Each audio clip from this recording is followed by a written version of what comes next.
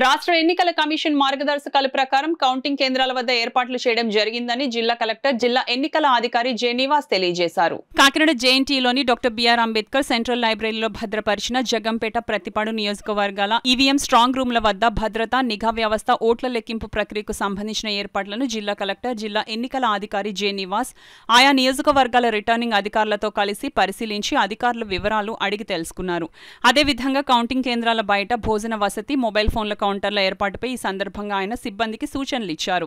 ఈ సందర్భంగా జిల్లా కలెక్టర్ జిల్లా ఎన్నికల అధికారి జె నివాస్ మాట్లాడుతూ రాష్ట్ర ఎన్నికల కమిషన్ మార్గదర్శకాల ప్రకారం కౌంటింగ్ కేంద్రాల వద్ద ఏర్పాట్లు చేపట్టామన్నారు. కౌంటింగ్ కేంద్రాల్లో అభ్యర్థులు ఏజెంట్లు కౌంటింగ్ సిబ్బంది ఎటువంటి ఇబ్బందులు పడకుండా పటిష్ట ఏర్పాట్లు చేయాలని అధికారులను ఆయన ఆదేశించారు.